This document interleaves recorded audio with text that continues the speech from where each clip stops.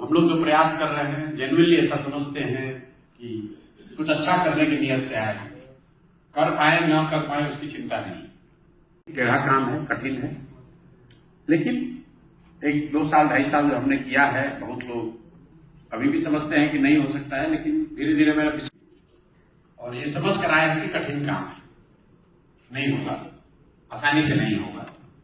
लेकिन नेट ये समझ लीजिए कि प्रयास हम करें या आप करें, प्रयास आज हो या 10 वर्ष के बाद हो, किसी न किसी बिहार के आदमी को ही करना पड़ेगा। लोग आज भी हैं, जागरूक हैं, निचले स्तर पे जिनके शरीर पर कपड़ा नहीं है, वो भी समाजवाद पर लंबा लेक्चर दे सकता है।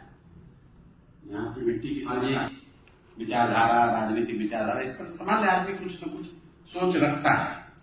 अच्छा हो खराब हो, हम उससे सहमत हो न हो।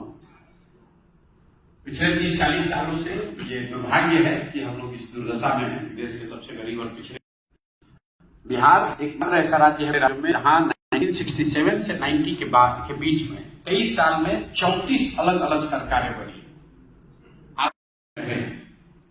यहां पर परेशानी शुरू हुई 1967 से।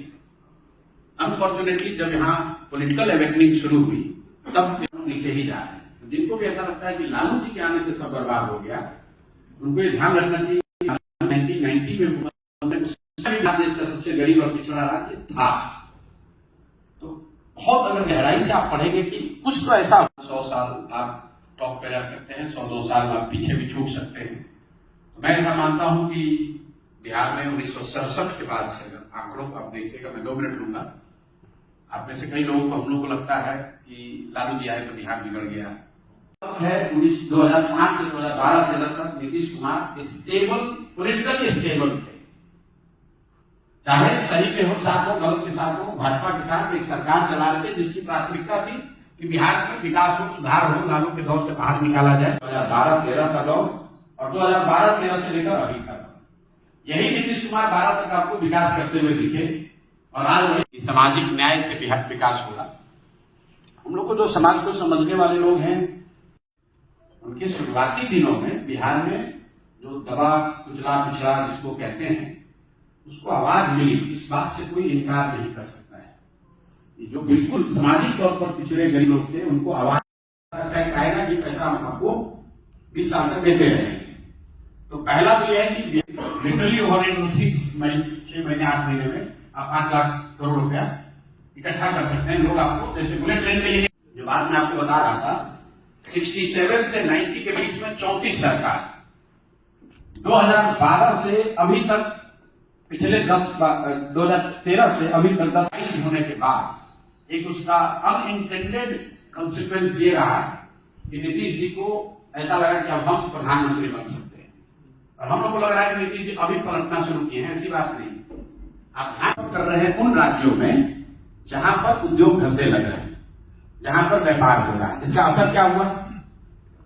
1990 से लेकर पिछले फाइनेंशियल ईयर तक आरबीआई का बता रहा है कि 26.5 लाख करोड़ रुपया, जस्ट एक स्टैगरिंग फिगर, मतलब कितना पैसा बैंकों में जमा होगा बिहार में। उसके अगेंस्ट बिहार में बैंकों ने लोन कितना दिया, चाहे वो लोग घर बनाने के लिए हो, पढ़ाई के लिए हो, जमीन खरीदने के लिए हो, उद्योग के लिए हो। देश का सीडी रेशियो है औसत, मात्र उपाय है पूंजी। उनको अगर पूंजी हो तो वो अपने जीवन को बेहतर बना सकते हैं। बिल्कुल एक क्रूड एग्जाम्पल समझिए। अब यहां पर पूंजी क्यों नहीं है? पूंजी के 2 स्रोत हैं। एक जो पैसा आप कमाते हैं, शिक्षा की है। दूसरी बात जो हम लोग कह रहे हैं कि 15 साल से 55 साल की उम्र के जो लोग हैं, गाड़ी के लिए कौन दिए?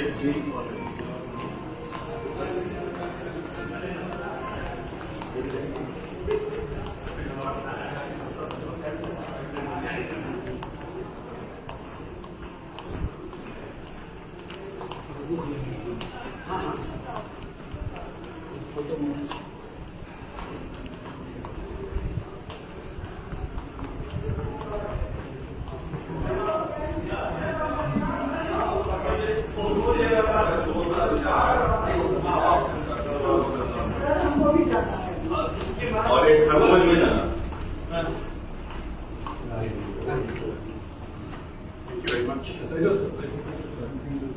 यस यस आई थिंक कितना लोग उसमें जा सकता है?